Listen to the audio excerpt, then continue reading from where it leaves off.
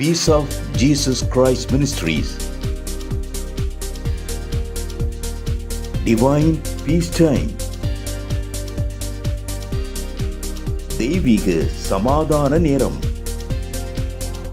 ஆண்டவராய் இயேசு கிறிஸ்துவின் இனிய நாமத்திலே இந்த நிகழ்ச்சியின் மூலமாய் உங்களை சந்திப்பதை குறித்து நான் மகிழ்ச்சி அடைகிறேன். கர்த்தர் நல்லவர், அவரை துதியுங்கள், அவருடைய கிருபை என்றும் உள்ளது. இந்த நிகழ்ச்சியை பார்த்து கொண்ட உங்களுக்காக உங்களுடைய காரியங்களுக்காக நான் ஜெபிக்க விரும்புகிறேன். அதற்கு முன்பதாக வேதத்திலே ஒரு சில வார்த்தைகளை நாம் தியானித்து விட்டு நான் ஜெபிக்க விரும்புகிறேன். அப்போஸ்தலர் 10:38 ஆண்டுடைய வார்த்தை சொல்லுகிறது, இயேசு கிறிஸ்து இந்த உலகத்திலே வாழ்ந்த பொழுது நன்மை செய்கிறவராயும் பிசாசின் வல்லமையில் அகப்பட்ட யாவரையும் குணமாக்குகிறவராயும் அவர் சுற்றித் திரிந்தார். இயேசு இந்த உலகத்தில் தேவாதி தேவனுடைய குமாரனாக அவர் வந்தார். வானம் பூமி சூரியன் சந்திரன் மனுஷர்கள் எல்லாவற்றையும் தேவன் படைத்து அவர் மனிதனுக்காக எல்லாவற்றையும் உருவாக்கி ஆண்டுகொள்ளுன்னு சொல்லி ஆதாமுக்கு அதிகாரம் கொடுத்தார். பிசாசு அதை அவன் எடுத்துக்கொண்டான். இந்த உலகத்தில் பிசாசுன்னு ஒருவன் இருக்கிறான்.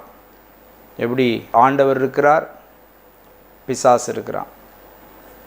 தேவன் உருவாக்கின ஒரு தூதர் தான் அவன். ஆனால் கீழ்ப்படியாமல் தள்ளப்பட்டு போனபடியினாலே பிசாசு இந்த உலகத்தில் இருக்கிறான்.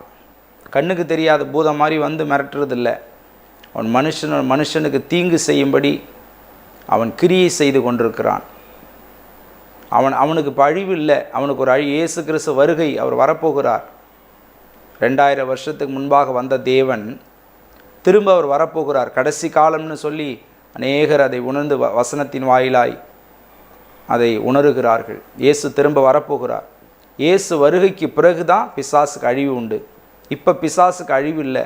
யோவான் 10 எழுதப்பட்டிருக்கிறது. 10 திருடன் திருடவும் கொல்லவும் அழிக்கவும் வருகிறான் என்று வேறொன்றுக்கும் அவன் வரமாட்டான். நானோ அவைகளுக்கு ஜீவன் உண்டாயிருக்கவும் அந்த ஜீவன் பரிபூர்ணப்படம் வந்தேன் இயேசு கிறிஸ்து சொல்கிறார். பிசாசுடைய காரியங்கள் கொடுமையாக இருக்கிறது. 1 யோவான் 3:8 வாசிக்கிறோம், பிசாசுடைய கிரியைகளை அழிக்கும்படி இயேசு கிறிஸ்து தேவனுடைய குமாரன் வெளிப்பட்டார். பிசாசுக்கு அழிவில்லை, ஆனால் பிசாசுடைய கிரியைகளுக்கு அழிவு உண்டு. இயேசு கிறிஸ்துவால் மட்டும்தான் பிசாசின் கிரியைகளை அழிக்க முடியும். இந்த பூவுலகத்தில் பிசாசின் பிடியில் இருக்கிற எல்லாரையும் அவர் விடுதலையாக்கும்படி இயேசு கிறிஸ்து இந்த உலகத்திலே வந்தார். வியாதியோடு இருக்கிறவர்களுக்கு அவர் சுகத்தை கொடுத்தார். நன்மைகளை அவர் செய்தார். இயேசுவின் முதலாம் அற்புதம் என்று சொல்லி ஒரு காரியம் வேதத்தில் வாசிக்கிறோம். யோவான் சுவிசேஷம் 2 ஒரு நிகழ்ச்சி இருக்கிறது. 3ஆம் நாளிலே கலிலேயாவில் உள்ள கானா ஊரிலே ஒரு கல்யாணம் நடந்தது. இயேசுவும் அவருடைய சீஷர்களும் அந்த கல்யாணத்துக்கு அழைக்கப்பட்டது. ஒரு மேரேஜ் ஃபங்க்ஷன். விவாகம் யாவருக்குள்ளும் கனம் உள்ளதுன்னு வசனம் சொல்லுது. திருமணம், எத்தனையோ பேருக்கு திருமண தடை இருக்கிறது, ஏதோ பல காரணங்களால். அதுக்காக நம்ம ஜெபிக்க ஆண்டவர் நமக்கு கிருபை தருவார். இப்போ அந்த கல்யாணத்துக்கு இயேசு கிறிஸ்து அழைத்தார்கள். நான் பல வேலைகளை செய்யணும், பிசாசு பிடியுள்ள சுகமாக்கணும், வியாதியஸ்தர்களுக்கு சுகம் கொடுக்கணும், பரலோக ராஜ்யத்தை குறித்து பிரசங்கம் பண்ணணும் அப்படின்னு சொல்லி நான் கல்யாணத்துக்கு வரமாட்டேன்னு ஆண்டவர் சொல்லலை. ஆதாமை உண்டாக்கின தேவன் ஏவாளுக்கு ஏற்ற துணை கொடுத்தது போல திருமண பந்தங்களை, திருமண காரியங்களை கர்த்தர் நேசிக்கிறார், அவர் ஆசீர்வதிக்கிறார். கல்யாணத்துக்கு அழைக்கப்பட்ட கல்யாணத்துக்கு இயேசு கிறிஸ்து அவர் வந்தார். அங்கே இயேசு இருக்கும் பொழுது 3 வாசிக்கிறோம், திராட்சை ரசம் குறைவுபடுகிறது. இப்போ இதில் நிறையா விஷயம் அங்கே குறைவுபடுகிறது. இயேசு இருக்கிறார், ஏன் என் வாழ்க்கையில் கஷ்டம்? ஏசப்பாவை நம்புகிறேன். சில பேர் அப்படி இருக்கலாம். நான் சர்ச்சுக்கு போகிறேன், ஆண்டோடைய பிள்ளையாக இருக்கு, எனக்கு ஏன் கஷ்டம்? இல்லை, இயேசுவே இருந்தால் கூட குறைவு வரும். எதுக்குன்னா அதை நிறைவாய் மாற்றும்படி, தேவனுடைய மகிமையை விளங்க பண்ணும்படி. சும்மா நாங்கள் ஏதோ வாய்க்கு வந்ததை பேசலை, எங்கள் வாழ்க்கையில் நடந்த நிகழ்ச்சிகளை வைத்து தான் நாங்கள் சொல்கிறோம். குறைவை நிறைவாக்குகிற தேவன், துக்கங்களை சந்தோஷமாய் மாற பண்ணுகிற தேவன் இயேசு கிறிஸ்து. புலம்பலை ஆனந்த களிப்பாக மாற பண்ணுகிறவர், இருளை வெளிச்சமாக மாற பண்ணுகிறவர், கசந்த வாழ்க்கையை இனிமையாக மாற பண்ணுகிறவர். என்னுடைய வாழ்க்கையில் கூட 20 ஆண்டுகளுக்கு முன்பதாக திருமண திசையெல்லாம் கடன் பிரச்சனை, கசப்பு, ரொம்ப பண கஷ்டம் 2001 வருஷங்களில். அதை நினச்சி பார்க்கும் பொழுது இப்போ நான் கர்த்தருக்கு நன்றி செலுத்துகிறேன். வருஷங்கள் ஓடினது, எல்லா பிரச்சனையும் மாற்றி இன்றைக்கி கர்த்தர் கசந்த பகுதிகளை இனிமையாக இயேசு கிறிஸ்து மாற்றி வைத்திருக்கிறார். எத்தனையோ பேர் சொல்கிறாங்க, இந்த கடவுள் என்ன கை விட்டுருச்சுங்க, கடவுள் செயல், எவ்வளோ பேர் சொல்லி புலம்பலை கேட்குறோம். ஒருபொழுதும் ஏசப்பாவை நம்பி வரும்பொழுது அப்படி சொல்ல வேண்டிய. 10 வருஷம் நான் ஏசப்பா பின்பற்றினங்க, வசனத்தை படித்தங்க, சபைக்கு போனேன், இப்படி பண்ணிட்டாருன்னு சொல்லவே முடியாது. அவரிடத்தில் வருகிற ஒருவரையும் அவர் புறம்பே தள்ளுவதில்லைன்னு பைபிள் சொல்லுது. இடத்துல வருகிற ஒருவரையும் நான் புறம்பே தள்ளுவதில்லை. அன்போடு வருத்தப்பட்டு பாரம் சுமக்கிறவர்களே எல்லாரும் என்கிட்ட வாங்க, நான் இளைப்பாறுதலை தருவேன், உங்களுக்கு அமைதியை தருவேன், உலகம் கொடுக்கிற பிரகாரமல்ல, என்னுடைய சமாதானத்தை கொடுப்பேன், சந்தோஷத்தை கொடுப்பேன்னு சொல்லி தான் இயேசு கிறிஸ்து வாக்கு பண்ணியிருக்கிறார். இயேசு இருந்த அந்த கல்யாணத்தில் திராட்சை ரசம் குறைவுபடுகிறது. இயேசு இருந்தாலும் குறைவு வந்துருச்சு. சரி, உடனே அவங்க பல முயற்சிகளை எடுத்திருக்கலாம், எடுக்காமல் இருக்கலாம், அது நமக்கு தெரியல. ஆனால் இயேசுவிட அதை தெரிவிக்கிறார்கள். ஏதாவது ஒன்று இயேசு பண்ணுவார்னு சொல்லி அவங்க விசுவாசிக்கிறார்கள். குறைவை நிறைவாக்குகிற வல்லமை இயேசு கிறிஸ்துவுக்கு உண்டு, ஏசப்பாவுக்கு உண்டுன்னு சொல்லி அந்த குடும்பத்தினர் விசுவாசித்தார்கள். கரெக்டாக டைமை ரொம்ப வேஸ்ட் பண்ணியிருக்க மாட்டாங்கன்னு சொல்லி நான் நினைக்கிறேன். உடனே தெரிவிக்கிறார்கள். உடனே ஏசப்பா, அதெல்லாம் நான் ஒன்றும் செய்ய முடியாது, ரசம் குறைஞ்சா என்ன, இருக்கிறத வச்சு அட்ஜஸ்ட் பண்ணிங்க, தண்ணி ஊற்றி கொடுங்க, எல்லாம் அனுப்பி விட்ருங்கன்னு சொன்னாரா? உடனே அதை ரெஸ்பான்ஸ் எடுத்துக்கிட்டார். அதுதான் நல்ல தேவன், நம்முடைய தேவன் நல்ல தேவன். சில பேர் ஆண்டவரை கஷ்டம் பாடுகள் வரும்பொழுது ஆண்டவரை தப்பு தப்பாக சொல்லுவாங்க.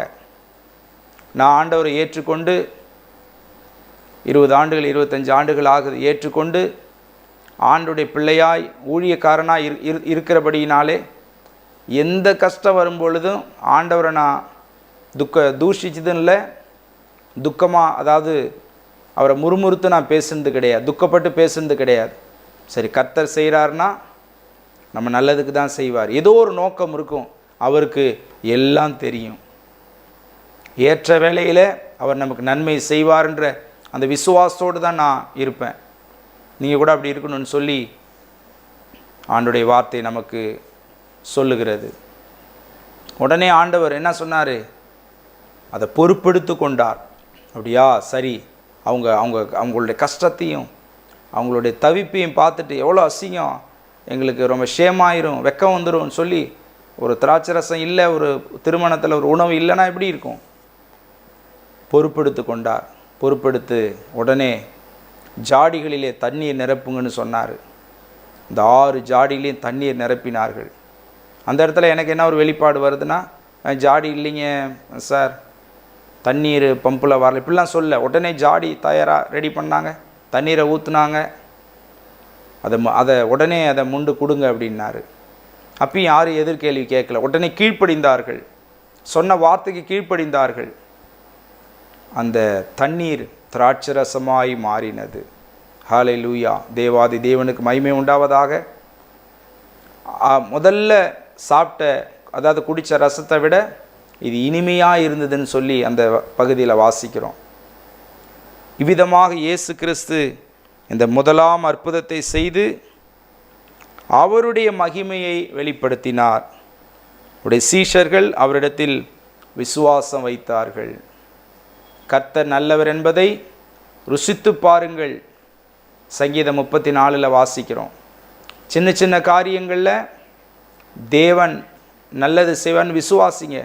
ஒரு சின்ன சின்ன காரியம், ஆண்டவரை அறியாத எத்தனையோ பேர் வந்து எங்களுக்கு ஜெபம் பண்ணுங்க, இந்த காரியத்துக்காக நீங்கள் பண்ணுங்கன்னு சொல்லும் பொழுது அவங்களுக்கு ஜெபிக்கிறோம். பரவாயில்லைங்க, கர்த்தர் இப்போ நல்லது செஞ்சுருக்காருன்றாங்க. ஆனால் முழுசாக ஆண்டவருக்குள்ளே அவங்க இருதயத்தை ஒப்பு கொடுக்கல. முழுசாக ஆண்டவர் இயேசு கிறிஸ்துவ அவங்க ஏற்றுக்கொண்டு அவருக்கு பிள்ளையாக அவங்க மாறலை.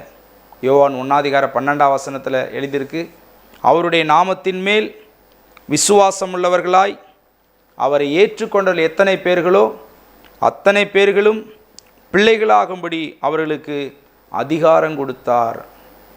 இயேசுவை நம்ம ஏற்றுக்கொண்டு சில பேர் ஏசப்பட்ட ஜெபிப்பாங்க, அவரை ஒரு ஆண்டவர்னு நம்புவாங்க, மதிப்பாங்க. ஆனால் இயேசுவை உள்ளத்துக்குள்ளே ஏற்றுக்கொள்ள மாட்டாங்க. அதில் அவங்களுக்கு ஏதோ ஒரு தடை அந்த வசனம் இருக்குது. ஐயோ, ஏசப்பாட்ட போனால் நம்ம அப்படி பண்ண முடியாது, இப்படி பண்ண முடியாது, நிறையா ரூல்ஸ் போடுவாங்க, இப்படி இந்த பாவ வாழ்க்கையில் இருக்க முடியாது. சில பேர் பார்த்தா, ஃபாதர் எப்படி இருக்கீங்க, பாஸ்டர் எப்படி இருக்கீங்க, பிரதர் எப்படி இருக்கீங்க, எங்களுக்காக ஜெபம் பண்ணுங்கம்மானா அவங்க ஆண்டவருக்குள்ளே வரமாட்டாங்க. ஆனால் ஆண்டவருக்குள்ளே வரும்போது தான் நிறைவான ஆசீர்வாதம் கிடைக்கும், நித்திய ஜீவன் கிடைக்கும், மோட்ச பாக்கியம். இயேசு கிறிஸ்து ஏற்றுக்கொள்ளும் பொழுது யோவான் 3:16 வாசிக்கிறோம், தேவன் அவருடைய குமாரனாகி இயேசு கிறிஸ்துவை விசுவாசிக்கிறவர்கள் யார் விசுவாசிக்கிறாங்களோ அவர்கள் கெட்டு போகாமல் நித்திய ஜீவனை அடையும்படிக்கு இயேசு கிறிஸ்துவை தந்தருளி தேவாதி தேவன் உலகத்திலே அன்பு கூர்ந்தார். இயேசு கிறிஸ்து தேவனுடைய குமாரன். இந்த கல்யாண வீட்டில் குறைவை நிறைவாக்கின தேவன், இனிமையான திராட்சரசமாய் மாறச் செய்த தேவன். உங்கள் வாழ்க்கையிலையும் திரும்புகிற திசையெல்லாம் கசக்குதா? கடந்த வாரத்தில் ஒருத்தர் பேசும்போது ஒருத்தவங்க ஆண்டவர் அறியாத சொல்கிறாங்க, எங்கள் அப்பா வீட்லேயும் நான் கஷ்டப்பட்டேன், கல்யாணம் பண்ணியும் கஷ்டப்பட்டேன், 50 வருஷம் ஆயிடுச்சு, 20 வயசு வரைக்கும் கஷ்டப்பட்டேன், கல்யாணம் பண்ணி 30 வருஷம் கஷ்டப்படுறேன், 50 வருஷமாக கஷ்டப்படுறேன், இந்த கடவுள் நல்ல காலம் என்னை காட்ட மாட்டுறாரு. ஒரு பொழுதும் ஏசப்பா நம்பும் பொழுது இப்படிப்பட்ட ஸ்டேட்மெண்ட்டு வராதுன்னு சொல்லி நான் விசுவாசிக்கிறேன். அவரை நம்புகிற ஒருவரை கைவிடுகிற தேவன் அல்ல. கர்த்தர் நல்லவர் என்பதை ருசித்து சின்ன சின்ன விஷயத்தில் டேஸ்ட் பண்ணுறோம். முழுவதுமாய் நம்முடைய இருதயத்தை ஏசப்பாவுக்கு ஒப்பு கொடுத்து, இயேசுவே எனக்குள்ளே வாருங்க ஆண்டவரே, நான் ஏற்றுக்கொள்ளுகிறேன், நம்முடைய கிருபைகளை தாரும், இப்படி பிள்ளையாயினை மாற்றும்னு சொல்லும் பொழுது பக்கத்தில் அறிவுள்ள திருச்சபைகளுக்கு நம்ம செல்லணும். அதிகமாக ஆண்டவர் அறியாதவர்களுக்கு தான் இதை பேசிகிட்டு இருக்கேன். நிறையா ஆண்டவரை அறிந்தவர்கள் விசுவாசிகள் இருக்கிறீங்க, ஓகே, அதுக்கு அநேக பிரசங்கங்கள் இப்போ வந்துக்கிட்டு இருக்குது. ஆனால் ஆண்டவர் சொன்ன இந்த தொழுவத்தில் இல்லாத வேறே ஆடுகளின் உண்டு வரணும். இன்றைக்கி விசுவாசிகள் நம்ம என்ன செய்கிறோம்? சந்தோஷமாக இருக்கிறோம், கர்த்தர் நிறைய நன்மைகளை செய்கிறார். ஒரு பிரச்சனைனா உரிமையோடு அப்பான்னு சொல்லி உபவாசம் போட்டு ஜெபிக்கிறோம், அழுது ஜெபிக்கிறோம், உரிமையோடு ஆண்டவரை கூப்பிடுறோம், கர்த்தர் அற்புதங்களை செய்கிறார். ஒரு சில காரியங்களை தவிர அநேக காரியங்கள் நமக்கு நடக்கிறது. எல்லாம் நடக்குதுன்னு நான் சொல்ல மாட்டேன், படிப்படியாக நடக்கும். ஆனால் ஆண்டவர் அறியாதவங்க பார்த்தீங்கன்னா பாவத்திலும் சாபத்திலும் வியாதியிலும் கஷ்டத்திலும் வாழ்ந்து கொண்டிருக்கிறார்கள். ஹாஸ்பிட்டலில் போய் பாருங்கள், எவ்வளோ வியாதியஸ்தர்கள், விதவிதமான வியாதியஸ்தர்கள். எங்கள் சபையில் பார்த்தீங்கன்னா ஒரு சில அநேக ஜனங்கள் இருக்கிறாங்க, கொடுமையான வியாதியஸ்தர்கள் யாருமே இல்லை. நல்லபடியாக வராங்க, நல்லா ட்ரெஸ் பண்ணுறாங்க, நல்லா போகிறாங்க, ஆண்களும் பெண்களும். வியாதி இருந்தால் கூட கர்த்தர் சுகமாய் மாற்றினார். வசனத்தில் வாசிக்கிறோம், துக்கங்களை சந்தோஷமாய் மாற பண்ணுகிற தேவன், வியாதியை ஆரோக்கியமாய் மாற பண்ணுகிற தேவன். இந்த இயேசப்பா நீங்கள் விசுவாசிங்க, இந்த நீங்கள் ஜெபம் பண்ணுங்க. உங்களுக்காக நான் இந்த நிகழ்ச்சி முடிவில் நான் ஜெபம் பண்ணுவேன். இப்போ என்னோட ஜெபத்தில் நீங்கள் கண்ணை மூடி இணைந்து கொள்ளுங்கள். வியாதியோடு நீங்கள் ஒருவேளை இருக்கலாம், குடும்ப பிரச்சனையோடு இருக்கலாம், கர்த்தர் உங்களுக்கு நன்மைகளை செய்வார். உங்களுக்காக நான் ஜெபிக்கிறேன். என்னோட ஜெபத்தில் இணைந்து கொள்ளுங்கள். பரிசுத்தமுள்ள எங்கள் பரலோக தகப்பனே, இந்த வேளையில் இயேசப்பாவுடைய நாமத்தில் உடைய வல்லமுள்ள பாதங்களுக்கு நேராய் நாங்கள் வந்திருக்கிறோம் ஐயா. இந்த நிமிஷ நொடி வரை ஜீவன் கொடுத்து, சுகம் கொடுத்து, பலன் ஆரோக்கியம் கொடுத்து இந்த உலகத்தை எங்களை வாழ வைத்திருக்கிறீரே, நன்றி. நன்மை செய்யும்படி வந்த இயேசு கிறிஸ்து இந்த நாளிலே இந்த நிகழ்ச்சியை பார்க்கிற ஒவ்வொருடைய வாழ்க்கையிலும் நன்மைகளை செய்யும்படி நான் ஜெபிக்கிறேன் ஆண்டவரே. நீண்ட காலமாய் திருமணம் நடைபெறாதபடி ஆண்டவரே திருமணம் நடைபெறவில்லையே என்று சொல்லி பாரத்தோடு கவலையோடு இருக்கிறவர்களுக்கு நான் ஜெபிக்கிறேன். திருமண தடை இயேசு கிறிஸ்துவின் நாமத்திலே விலகுவதாக. இயேசு கிறிஸ்துவின் நாமத்தில் என்னுடைய வாழ்க்கையில் ஒரு அற்புதம் நடைபெறுவதாக. திருமணம் நடைபெறட்டும் ஐயா. புத்திர சந்தானங்கள் நிரப்பும். இயேசப்பாவை ஏற்றுக்கொள்ளட்டும். உடைய கிருபைகளை பெற்றுக்கொள்ளட்டும். உடைய ஆசீர்வாதங்களை பெற்றுக்கொள்ளட்டும். எல்லா கணம் துதி மகிமை உங்களை ஏறெடுக்கிற இயேசப்பா எங்களை தாழ்த்தி அர்ப்பணிக்கிறோம். ஆண்டவரே இயேசு கிறிஸ்துவின் நாமத்தில் ஜெபிக்கிறோம் எங்கள் அன்பின் நல்ல பிதாவே. உங்கள் ஜெப தேவைகளுக்கும் மேலும் ஆலோசனைகளுக்கும் தொடர்பு கொள்ள வேண்டிய எங்கள் முகவரி pastor G.J. Michael, Peace of Jesus Christ Ministries, MK தோட்டம், சிதம்பரம். Cell number 7530084562.